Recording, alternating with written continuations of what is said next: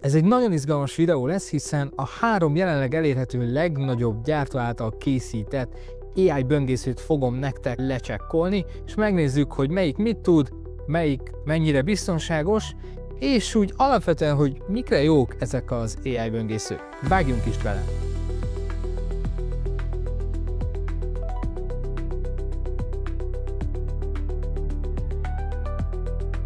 Sziasztok! Végre eljött az a pont, amikor már van olyan mennyiségű tapasztalatom az AI böngészők használatában, amit érdemes megosztanom veletek, már csak azért is, mert szerintem ez az egyik irány, amiről az idei év vége, illetve a jövő év biztos, hogy szólni fog, mert abban is biztos vagyok, hogy egyre többen fognak megjelenni majd ilyen típusú böngészőkkel. És mi az, hogy AI böngésző, arról egy pár gondolatot ilyen 0. pontban szeretnék mesélni nektek. Ugye, amikor elindult a ChatGPT, és amikor ugye az AI modellek megjelentek, akkor párhuzamosan a csetes verzió mellett elindult az API kapcsolaton keresztül elérhető verzió is, és nagyon hamar megjelentek például Google Chrome kiegészítők, amik lehetővé tették, hogy megjelenjen valahogy az AI fixen, mondjuk a böngésző jobboldali sávjában, és ott lehessen akár beszélgetni vele. Voltak nagygyártók is, akik elindultak ebbe az irányba, ugye a Microsoft Edge böngészőjébe viszonylag hamar bekerült a Copilot néven futó, egyébként ChatGPT hátterű bot. De azok jellemzően csak annyit tudtak csinálni, hogy ugyanúgy beszélgetni lehetett velük ott a chatben, illetve minimális plusz tudásuk volt, hogy általában például a weboldal tartalmát képesek voltak, meg képesek a mai napig is összefoglalni. Viszont az elmúlt hónapokban egyre többen jelennek meg olyan megoldással, hogy a böngészőben lévő chatbottal nem csak ennyit lehet csinálni, mert ezt egyébként elárulom a titkot, mindegyik tudja, tehát összefoglalót bármelyikkel tudta kirakni. Az igazi nagy tudás viszont az, hogy mostantól már képesek kattingatni is a weboldalon. Volt már jó néhány videóm, ahol mutattam ilyen megoldást nektek korábban is, de azok ugye egy-egy weboldalon keresztül működtek, például ugye volt ilyen leges-legelső videóm, az a pizza rendeléses, ha emlékeztek rá, az pont egy ilyen volt, egy ilyet mutatott meg, de az igazi újdonság az, hogy hát most már a nagygyártók is elindultak ebbe az irányba, és erre az útra léptek. És mit érdemes róluk tudni? Még az, hogy azért óvatosan kell őket használni, elsősorban biztonsági kockázatok miatt. Erről majd fogok mesélni, illetve megmutatom, hogy melyik AI eszköz az, ami ezt egész jól kezeli. A 3-féle eszköz pedig, amit ma be fogok mutatni nektek, az nem más, mint a OpenAI-féle ChatGPT Atlas, ami jelen pillanatban még csak MacBookokra érhető el, de Sam Altman ígérete szerint nagyon hamar meg fog érkezni Windowsra, Androidra, iPhone-ra, mindenhova. Erre azért nagyon kíváncsi leszek. Aztán a másik eszköz, ami ilyen, az a Perplexity-nek a Comet böngészője. Talán ez az, amit a legtöbbet használtam már az eddigiek közül, amit most be fogok mutatni nektek. A harmadik pedig az nem egy önálló böngésző, hanem egy böngésző kiegészítő, ebben egy kicsit külön utat jár az Anthropic csapata. Ugye meséltem már róla, hogy szerencsére van szerencsém benne lenni abban a szűk körbe, akik megkaphatták a Claude for Chrome néven futó Chrome kiegészítőt, és ezt is meg fogom mutatni nektek, az, hogy hát ez hogyan működik, és hogy miért is van az, hogy az Anthropic még ezt nem nyitotta ki így a nagyvilágra. Na, de nem húzom tovább az időt, mert sokszor megkapom, hogy sokat beszélek, vágjunk is bele. Az első legyen az Atlas. Az Atlas alapvetően, ha megnyitjátok, látjátok, ugyanúgy fog kinézni nagyjából mindegyik, kaptok gyakorlatilag egy ChatGPT felületet. Ugyanúgy, mint egy webböngészős ChatGPT felület, nyitok is mellé egyet, és akkor látni fogjátok, hogy igazából szinte ugyanaz. Ugye itt láthatjátok, így néz ki egy sima ChatGPT, így meg egy megnyitott lap, szóval olyan óriási különbség nincs. Ugyanúgy van egy modellválasztó, aminél már ugye a ChatGPT 5.1 van, aminek már különböző hangulatokat is jobban tudtok adni. Egyébként a óriási ugrást én még nem vettem észre, kicsit talán szemben fogalmaz, vagy nem tudom, nem annyira strikt, mint az 5-ös lett, de olyan óriási különbség nincs, na mindegy, visszaugorva ide. Szóval, és ugyanúgy itt ennél a sávnál tudjátok azt, hogy milyen eszközöket használjon, miket kapcsoltok be neki. És itt a kulcs az ügynök mód, érdemes ugye bekapcsolni, mert akkor nem csak cseveghettek a böngészővel, hanem gyakorlatban vele feladatokat végeztethettek. És milyen feladatokat? Azt mindjárt megmutatom. De a másik, és ami még fontos, hogyha megnyitok egy weboldalt, akkor itt oldalt, bármilyen weboldalt, nyitok egy weboldalt, mert egyébként azt is lehet, hogy egyszerűen itt ebbe a részbe kell beírni, hogy mondjuk megnyitunk egy, nem is tudom, hogy egy telexet, nézzük meg a napi híreket, és ugye itt ugyanúgy megjelenik a jobb oldalon fönt ez a kérdezd a ChatGPT-t, ilyenkor ugye nyílik egy ilyen oldalsáv, itt ahogy mondtam, gyakorlatilag az oldalról tudtak kérdezni, hogy mik a legfontosabb gazdasági hírek ma az oldalon. És akkor fogja és megnézi, hogy mik a legfontosabb gazdasági hírek, és ide majd mint egy chatbot chatben össze fogja foglalni. Ugye ez kevésbé tűnik nagy dolognak, meg igazából nem is ez az igazi nagy tudás. Erre kár is szerintem pazarolni önmagába ezt. Itt van ez, hogy legfontosabb gazdasági híreket kiemeli nekünk. Nem kell végigmenjek rajta, nem kell végignéznem az oldalt, mert hogy itt van, hogy ezen az oldalon mik a legfontosabbak. Hát minél szegényebb valaki Magyarországon, annál inkább fával fűt, ez sajnos egy eléggé szörnyű dolog, hiszen azzal eléggé szennyezzük a környezetet. De ja, érdekes hírek vannak ma is, de látjátok, nem kellett végigböngészni a teljes oldalt, hanem így ezt megkérhettem tőle. Ha én azt mondanám, hogy ügynökként viselkedjen, ide be tudom kapcsolni neki az ügynök módot, és azt mondom, hogy ezeket tedd egy Google Docba. Akkor ő, ha minden jól megy, akkor nyitni fog egy Google Docot, és itt van a kezem fönt, ilyenkor mindig így fölteszem, hogy nem én csinálok semmit, ugye ő átveszi innentől az irányítást, és ő fogja, és mondjuk ezeket a híreket szépen majd fogja és bedobja nekem egy Google Docba. Ugye most gondolkodik a feladat kapcsán, hogy ezt hogyan is végezze el ezt a nagyon bonyolult feladatot, hogy ha már amúgy összeszedett információkat bedobja egy Google Docba, de mindjárt nyit egy Google Docot, és ha minden jól megy, pillanatok alatt bedobja az előbb már összegyűjtött gazdasági híreket a Telex oldaláról, a mai napról, ugye, ami éppen ott volt a címlapon. Felhívom a figyelmet itt oldalra, felhasználó utasítása nem tűnt rossz indulatúnak, tehát követem. Azt kéri, hogy az előzőekben írt gazdasági híreket másoljon be egy Google Docba, létrehozom az új dokumentumot, beillesztem a híreket, szépen formázom, és megosztom a dokumentumot a felhasználóval. Érdekes, ez az első mondat volt érdekes nekem, hogy nem tűnik rossz indulatúnak, és meg is csinálta, már be is rakta, szépen formázva, ott is van, gyakorlatilag ezt elvégezte helyettem, úgyhogy én hozzá sem nagyon kellett, hogy nyúljak, sőt igazából nem nyúltam hozzá, meg is van ez a Google Docom, tehát ha ilyet akartok, és itt ez egy jól mutatja, hogy mire képes, ha nem ti akartok átolvasni teljes oldalt, nyugodtan küldjétek ki a netre, mondjátok neki, hogy melyik oldalakat keresse föl, milyen híreket szedjen össze nektek, és mondjuk ezeket dobja be minden, az összes információt mondjuk egy Google Docba, akkor ezt ő simán meg tudja csinálni. Amire fel szeretném hívni a figyelmet, és most már ugye végzett, azért levette az irányítást, és látjátok, itt van az én elkészült Google Docom, itt van a hivatkozás is hozzá. Amire felhívom a figyelmet, az egyébként pont az, ami ott volt, az a félmondat, hogy nem tűnik rossz indulatúnak. Az AI böngészőknél ugyanis az igazi probléma az, hogy vissza lehet élni velük.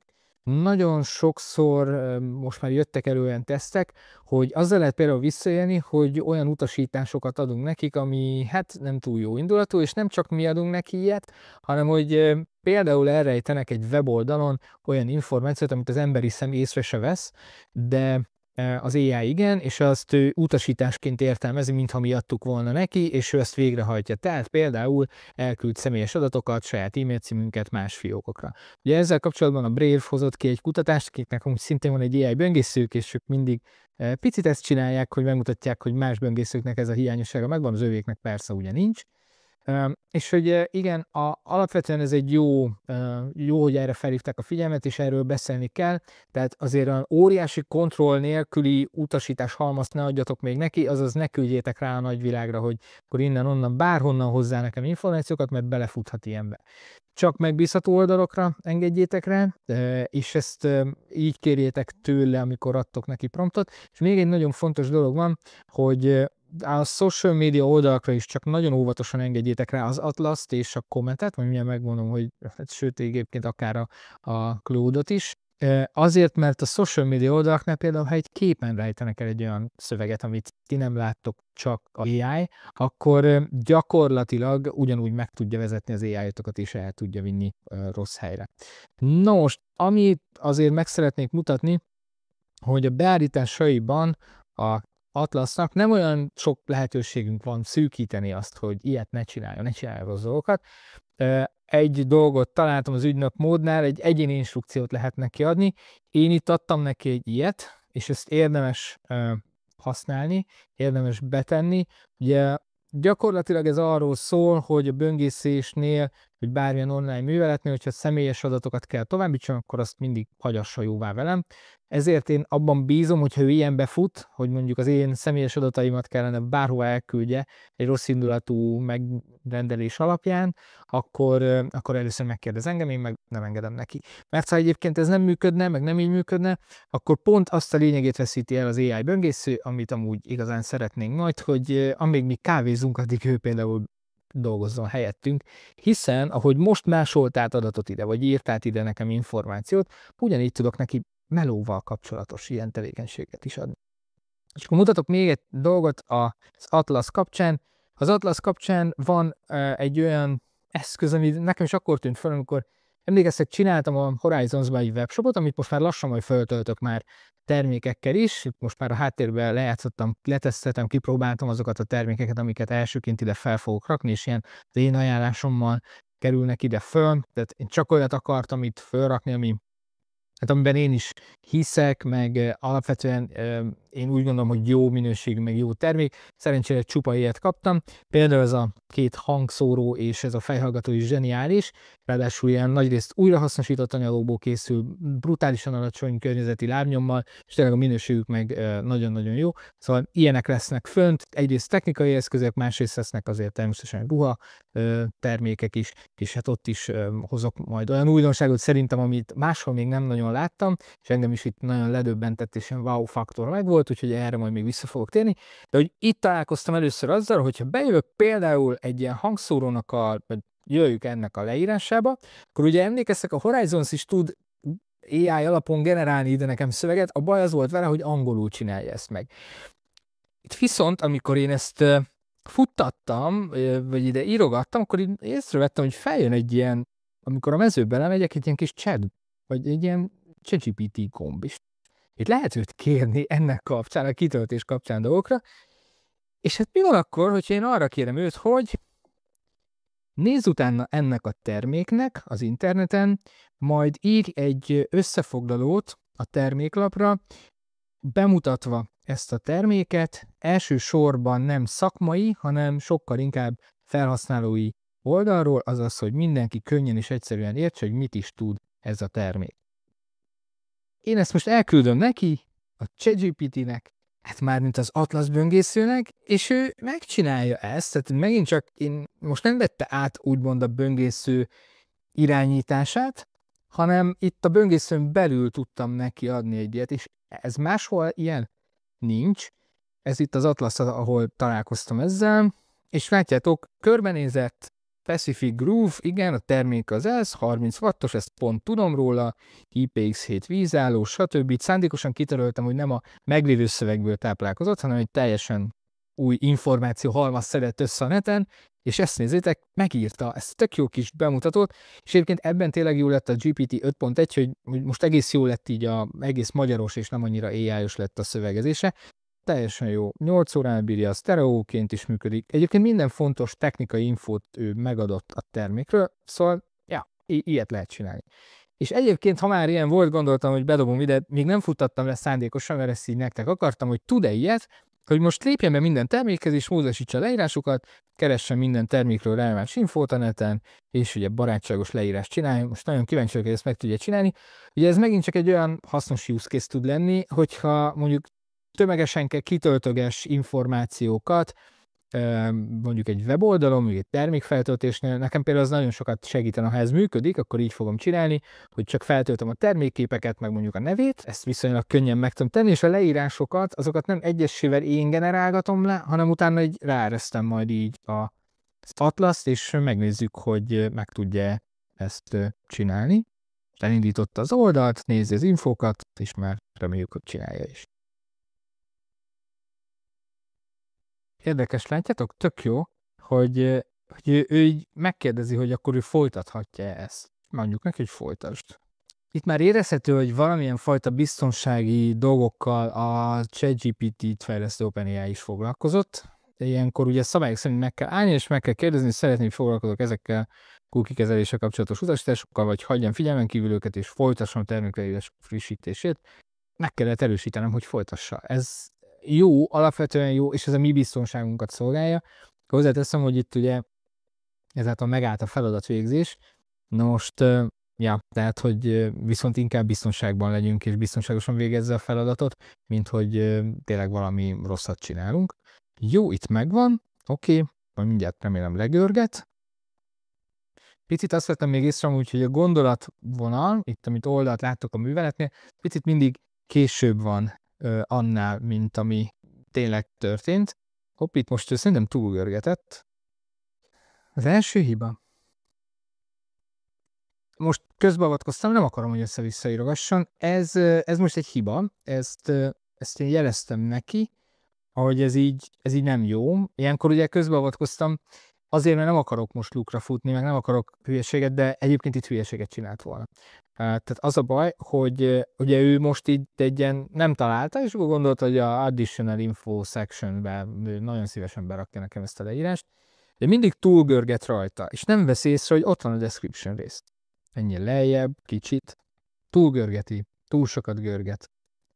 És nem jön rá arra, hogy túl sokat görgetett. De megvan, csak valahogy félrekattintott. Nagyon vicces, mert nem görget, hanem kiválasztja a heading típusú betűket, mint hogy nem a description csinálja. És megint túlgördített, na jó, várj. És most segítettem annyit neki, hogy én gördítettem oda, mert ő már megint látványosan túlgördítette, és ez így katasztrófa, tehát hogy ez nagyon nem jó. Sajnos az Atlasszal azért ez a tapasztalatom, és ennyit el kell, hogy áruljak itt az elmúlt időszakban használva. Nagyon sokszor nagyon jó, tök gyorsnak is tűnik sokszor, de valamiért nála így, megint így fogta és felgördített most is, valamiért a görgetés, meg a kattintás az néha nem jósül el. Hopp, itt most már lehet, hogy észreveszi, hogy ott mintha lenne. Enyhén felfelé görget, remélem, hogy tényleg enyhe lesz. Oké, jó. De beírja. És sajnos ez, tehát, hogy itt most úgy tűnik, hogy ő ezzel elszórakozik. És akkor jól megállt itt nekem. Tehát ez úgy látom, hogy Atlasszal ezt nem lesz olyan könnyű végigcsinálni. Ez most ilyen vegyes kép volt nekem, vegyes élmény.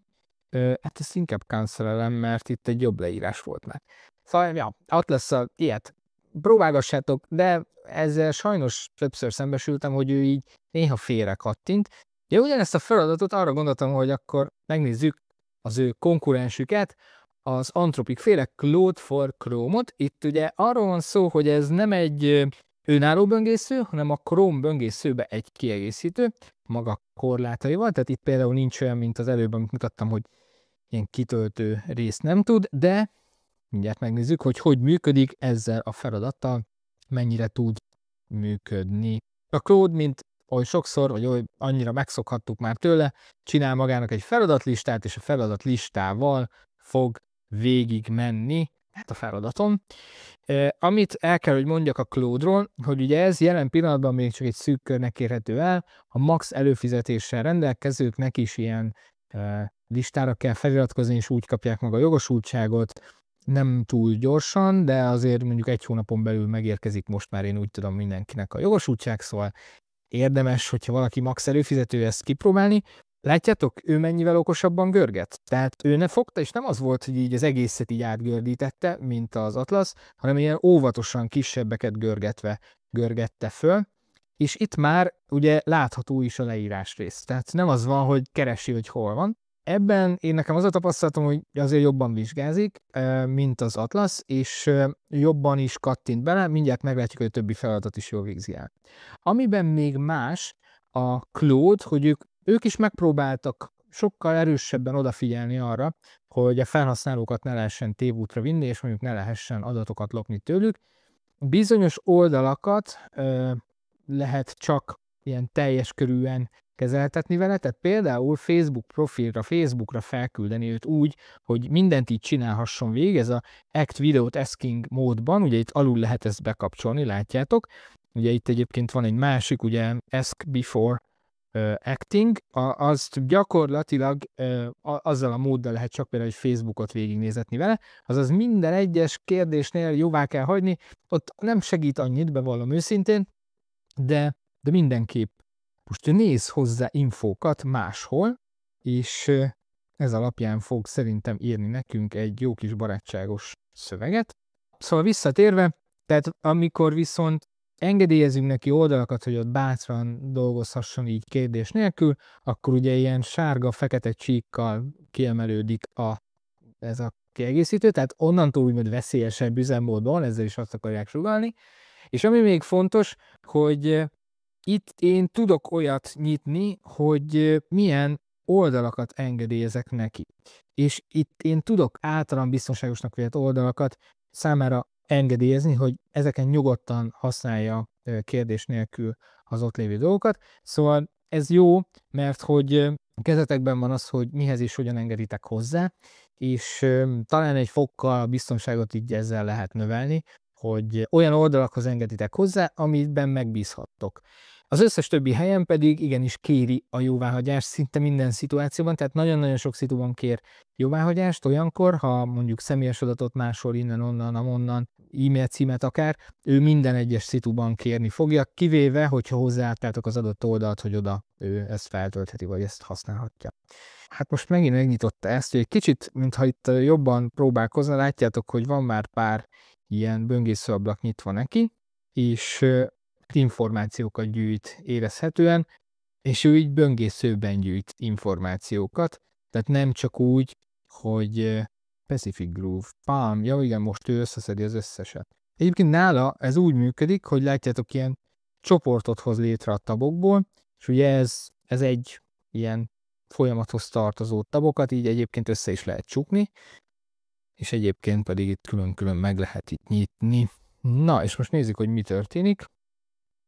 Igen, most úgy tűnik, hogy megkeresi az információkat, ezeket begyűjti, és majd utána fogja frissíteni.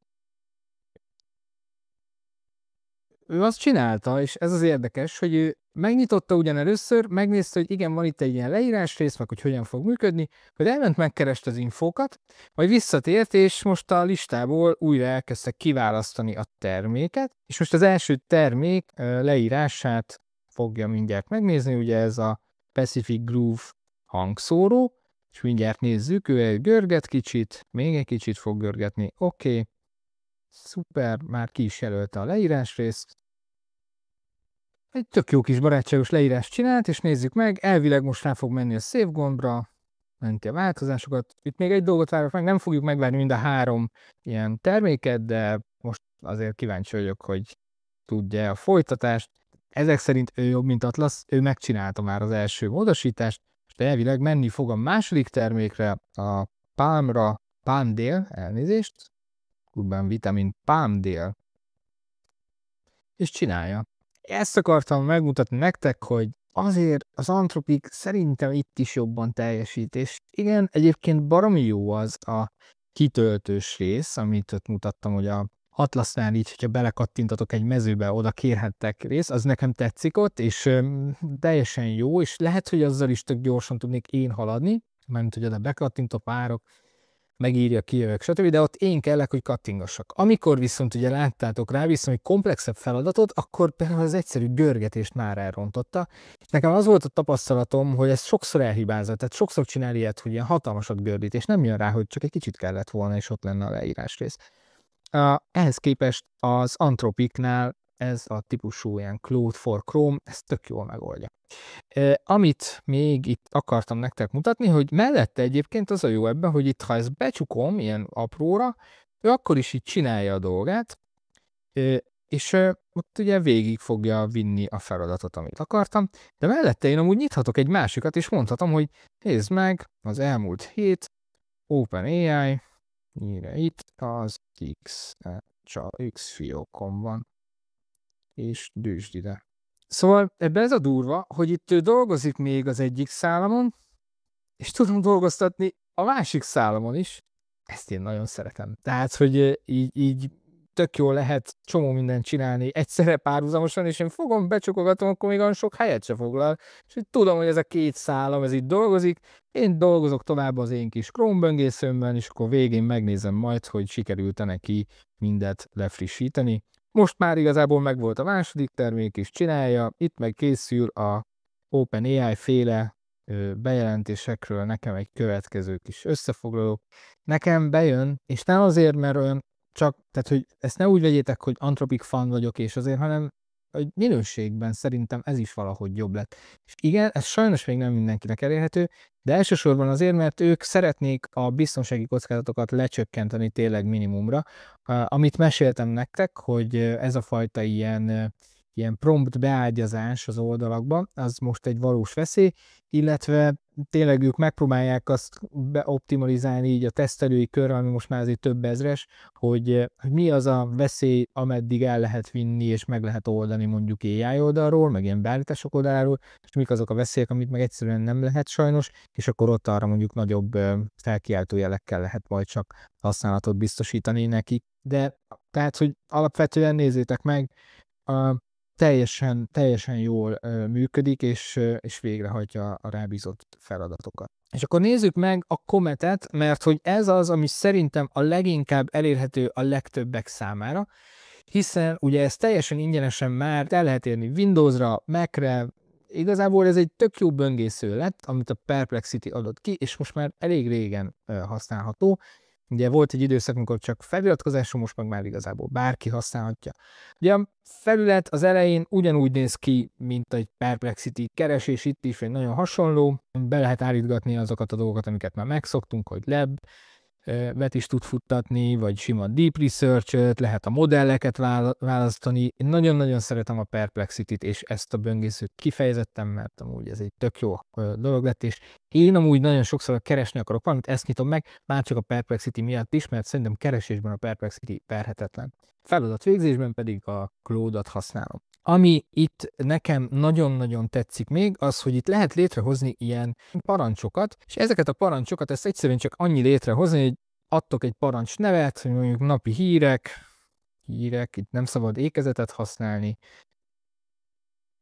Tehát ennyi létrehozni egy ilyen gyors billentyűt, nevezzük így, hogy napi gazdasági hírek, és ezt így összeraktam neki, hogy menj a Telex és Financial Times oldalára, és gyűjtsd össze a mai gazdasági híreket, tegyél egy Google Docba nekem, csoportosítsd a hazai és a nemzetközi híreket külön. Ezt így elmentitek, és innentől kezdve van egy ilyen parancsotok, egy pert írtok, és megadjátok neki, és akkor nem kell leírjátok a teljes promptot, igazából ennyit csinál, hogy eltárolja, elmenti ezt a teljes promptot, és onnantól kezdve ő ugyanúgy működik, mint ahogy láttuk már a másik két böngészőn, és így felkeresi az oldalt, legyűjti az információkat, összefoglalja magának, aztán majd nyit egy Google Docot, és akkor a Google Docba belerakja nekünk a híreket. Na most nem tudom, mit csinál ő, görget, úgyhogy közben kinyitott valami rovatokat oldalt. Ja igen, a gazdasági híreket ő megnyitotta, wow! Ez egy érdekes, hogy az Atlas ő igazából anélkül, hogy láttuk volna, ő végigolvasta a teljes oldaltartalmát, de nem szűrt rá a gazdasági hírekre. Ezzel szemben ugye látjátok, hogy a Comet fogta, és először fogta és megnyitotta a gazdasági hírek típust, szűrőként, és úgy állt neki. Ebből is látszik, hogy azért van különbség a böngészők között, hogy melyik hogyan áll hozzá, és az, hogy melyik hogyan gondolkozik, hogy hogyan szedje össze a leghatékonyabban nekünk az információkat. Ez nagyon jó, hogy látjátok, hogy mellette ő is itt már nyitotta a böngészőben a másik lapot, itt van a Financial Times, és akkor itt lesz majd a Google Doc. Jó, és akkor nyithatunk itt is egy másik lapot, és ugyanúgy, ahogy már az előbb láttátok a Claude for Chrome-nál, itt őt is lehet amúgy dupla száron dolgoztatni. Készültem amúgy feladatokkal, de nem azokat futtattam végül le. Mondjuk legyen egy ilyen, elküldjük YouTube-ra, és összeszedetünk vele egy kis információt, aztán utána generáltatunk vele majd mindenféle földi jót. Ugye látjátok, itt ő is ugyanúgy, ahogy az előbb a Claude-nál képes párhuzamosan két szálon dolgozni, és ha most ide visszajövök, akkor látjuk, hogy itt már szedi össze, itt készül a dokumentumom, és akkor itt meg készül a kis YouTube elemzésem. Szóval This is how to get started with AI automation if you're a complete beginner. This can be kind of a beginner's guide for whether you're a business owner looking to automate certain parts of your business, or maybe you're someone who... Oké, itt most lenémítom a hangot, remélem, hogy ez nem lesz benne a videóban, igyekszem majd ott is lekapcsolni. Ugye itt én nem tudok belekattintani neki. Ugye ezt elfelejtettem az előbb mutatni, hogy amúgy a Chrome-nál ott bele tudsz kattintani menet közben. Hopp, itt elkészült, mindennel elkészült, és látjátok, kipipálta. Ezt tetszik még, hogy itt innen tudom, hogy ő elkészült, hogy ezt így fogta és kipipálta. Meg tudjuk nézni, ide is írt. Igen, ennek a fejhallgatónak a nagy tulajdonsága, és a mai világban ez egy hatalmas érték, hogy javítható, és ezt az első mondatban. Igen, ez egy olyan fejhallgató, aminél tényleg szétszedhető, javítható, és külön-külön rendelhetők hozzá, mondjuk külön egy új akkumulátor, meg ilyenek. Ez nagyon zseniális, és tök jó, hogy ezt fogta meg, és tényleg egész jó összefoglalót írt róla. Na, és akkor nézzük meg, hogy az X-es hírekkel hogy állt, és összeszedte itt nekem az infókat. GPT 5.1 bejelentés, csoportos csevegés funkció sajnos még Magyarországon nem elérhető, neurális hálózat kutatás is meg volt, és amúgy szétnézhetőleg a Redditen is, ja, összeszedte, és működött, szóval igen, ez így néz ki, és ez tök jó volt. Na, de azt akartam nektek megmutatni, hogy egyébként itt bele tudtok kattintani neki, tehát ha adok neki egy feladatot, mondjuk legyen ugyanaz, mint az előbb volt, amit ott is adtam, hogy ugyanezt megadom neki, csak azért, hogy nézzük meg, hogy ő hogy dolgozik. De itt például, meg a másik, hogy itt majd láthatjátok, hogy hogyan tudok a YouTube-ba bele kattintani. Itt a Chrome-nál ő akkor csinálja a feladatot, ilyenkor ugye ilyen sárgás színe van itt a dolgoknak, de már itt lehet látni, hogyha belehúzom az egerem, akkor már látszik, hogy ott én amúgy kattinthatnék az oldalnak azon a részén, hiszen ugye ez nem egy ilyen lezárt felület, mint a másik két böngészőnél, ugye sem az Atlasnál, sem a Cometnél ezt nem lehet. Közben nézem, itt dolgozik ezerrel. Jó, és ide visszajövök. Actually deliver ROI. Usually what's product projects on. Certain results are packed with random sauce. Itt le tudom némítani. Hence hallucinate. Problems. Itt meg megy a szöröm. Lehet, hogy nem lesz benne a videóban, mert hogy levágom a hangot, szerintem, hogy le fogom venni, mert itt egymásra beszélnek. Szerintem ezt ilyenkor ugyanúgy rögzíti a gép. Ugye, ami fontos, hogy itt bele tudok kattintani, rá tudok nézni, meg tudom nézni. Ja igen, ne kattintsak el onnan, vagy ne pörgessem el, hogyha ő esetleg nézni. Tehát azért arra figyeljünk, hogy ne befolyásoljuk azt, hogy épp ő mind dolgozik, akkor ne kattintsunk el. De mondjuk például azt, hogy látjátok, itt le tudtam némítani a videót, míg mondjuk a Cometnél ezt nem tudom megtenni, ez egy nagy különbség szerintem, mert hogy itt csak akkor tudnám, hogyha itt belekattintok abba, hogy átveszem az irányítást. A Telexes hírrel elkészült, és itt láthatjátok, hogy összeszedte a nemzetközi híreket, meg a hazai híreket, és bedobta ide nekem. Tök jól megcsinálta, látjátok? És ezt ugye nem kellett külön promptoljam, mert ott volt ez egy utasítás neki. Ez nagyon tetszik a kommentben, tehát hogy ezek remélem megjönnek majd a többi helyre is, tehát tök jó, hogy ilyen egyszerűen lehet neki feladatot adni. Másik, ami tetszik a kommentbe, az pedig nem más, mint, nézzük, mutatom, az, hogy nála lehet feladatokat beállítani, úgy, hogy azokat be tudod időzíteni, hogy mikor fusson le. Tehát ezt az előző feladatot, ezt a bizonyos napi híres feladatot, amit az előbb csináltam, ezt amúgy hozzá lehet adni úgy, hogy ütemezetten minden nap lefusson. Ugye a parancsikonoknál ide bejövök, ezt most kimásolom, csak azért, hogy meglegyen, és akkor visszajövök ide a feladatokhoz, és azt mondom, hogy ezt szeretném csináltatni vele. Hozzáadom ütemezve, egy nap egyszer, vagy folyamatosan naponta fusson le, és minden nap, mondjuk reggel 8-kor fusson ez le nekem, nem, esti legyen. Mert hogy ez a esti órákban jobb nekem, hiszen akkor nem tudom, el tudom olvasni elalvás előtt, és onnantól kezdve ez minden nap le fog futni, mint feladat. Ugye ezt amúgy önmagában a Perplexity-be is be lehet állítani, de itt a Cometnél is érhettek ezzel.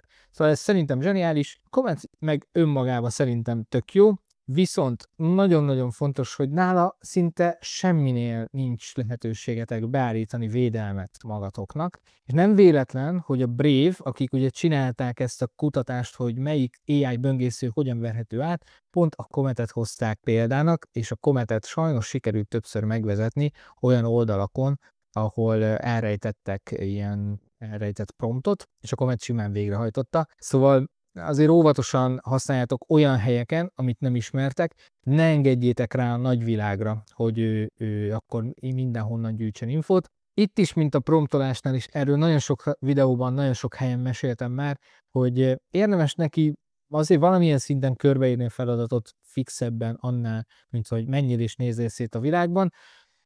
És akkor, ha így jártok el, akkor talán elkerülhetitek, hogy olyan oldalra téved, ahol mondjuk ilyen visszaérés van, és mondjuk olyan promptot dugnak el ott a screenen, amit utána végrehajtva mondjuk elküldi az e-mail címeteket ilyen-olyan listára, és akkor onnantól kezdve kapjátok a spamet, vagy visszaérnek az adataitokkal. Védjétek magatokat, ilyet ne csináljátok. A Cometre azért erre figyeljetek, de ha megnézitek amúgy, hogy ő most hogy áll, mit csinált, itt van, nézzétek, a Google Sheet-em elkészült ezzel a feladattal is, összeszedett mindenfélét nekem, összeszedett top 3 videót, összeszedett róla kommentárokat, tehát hogy milyen top kommentek voltak, egymondatos összefoglalót, Content Gap Analysis, jó, és itt van a Thumbnail Concept, amit ő elkészítetett. Egy dolgot nem jól csinált, és ezt lehet, hogy a promptba tisztázhattam volna vele, hogy a thumbnail az 16:9-es legyen, ugye ezt ő nem állított át, de nem is kértem tőle, tehát alapvetően egy thumbnail konceptet csinált, és egy kicsit igen, amúgy ő akarta volna, hogy ez 16:9-es legyen,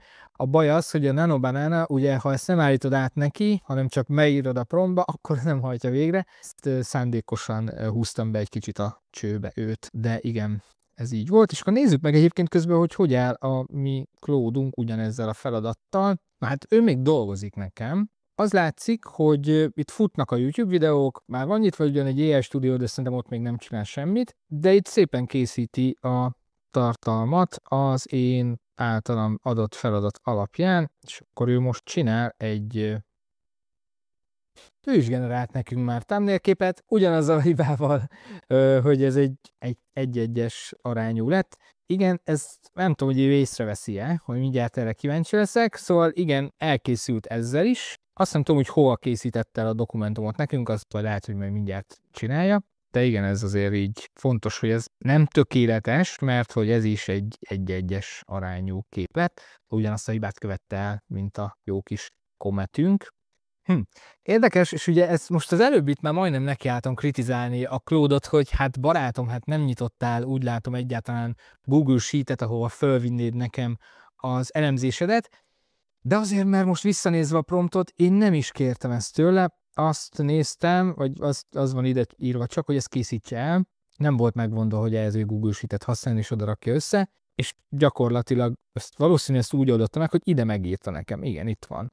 Én nekem alapvetően ez jobban tetszik, olyan szempontból, hogy a Google Sheet-es Comet-es verzió, ha emlékeztek, az kicsit olyan szanaszét volt.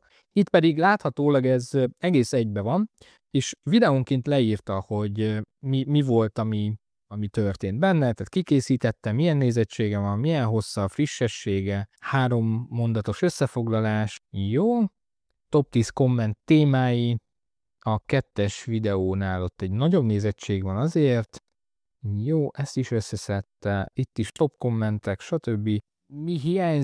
Mit hiányzik elírással, de egyébként ez a legnagyobb probléma.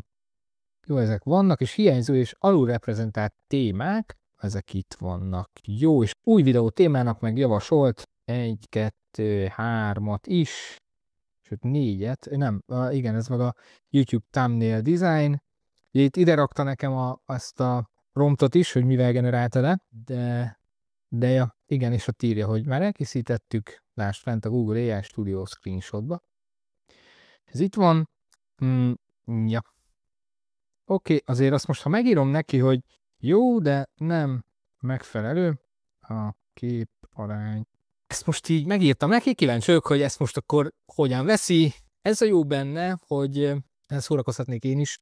Megtalálta a képarány választót, és kíváncsi vagyok, elvileg itt át fogja szépen állítani. És már csak le kéne generálja, kíváncsi leszek. Közben megnézem, hogy gondolkozik ezen. Igen, ugye erre nem jött rá, hogy itt akkor viszont a promptot be kéne rakni, de mindjárt biztos rájön, ő azért okosabb ennél.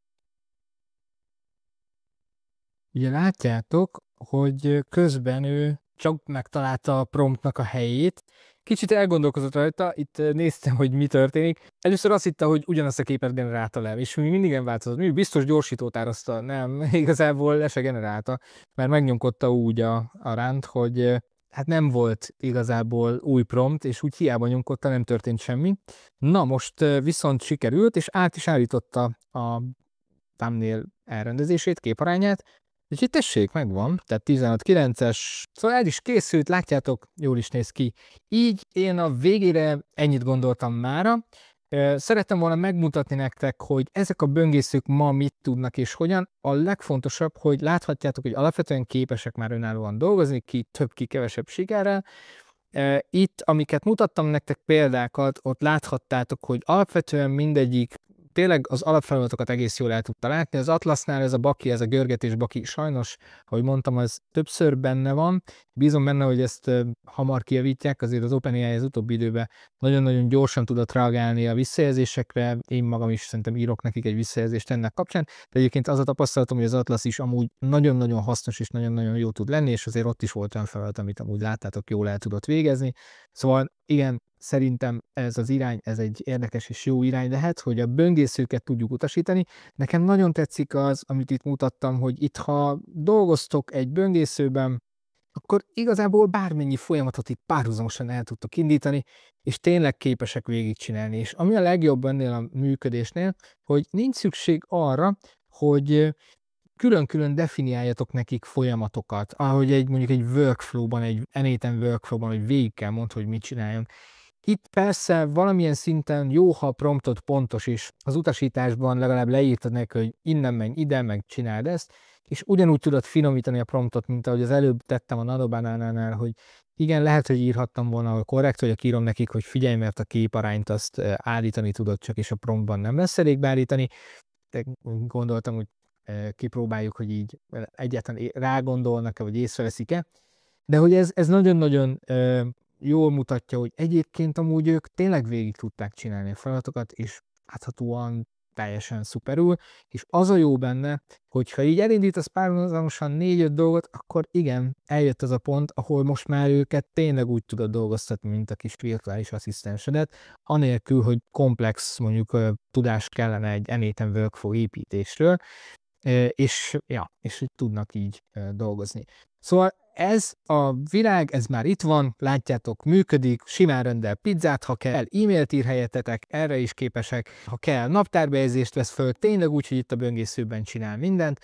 Minden olyan eszköz elérhetővé vált, amit böngészőben tudnak használni, azaz, láttátok, simán használnak másik nyelvi modellt, és képesek mondjuk a Nanobanánával képet generálni, de az a legjobb, és ez csak ilyen zárójelbe jegyzem meg, ez nem fért most bele ebbe a videóba, mert ez egy hosszabb, de fogok ilyen videót is csinálni, majd szerintem csak így a poén kedvéért és bedobom a tagoknak, itt a csatornatagoknak, illetve a Skool közösségbe, hogy gyakorlatilag például alkalmazást lehet most már úgy fejlesztetni, hogy van Claude Code a weben, és mondjuk el tudom küldeni oda, hogy a böngészőben ő maga tervezze meg egy projektet, és a Claude Code-dal, a webes felülettel hajtsa végre a elkészítését, majd ellenőrizze az elkészült weboldalt, és mondjuk iterálja a Claude kódot, és akkor akár így simán lehet fejleszteni böngészőben úgy dolgokat, hogy amúgy az AI csinálja végig tesztelésestől mindenestől.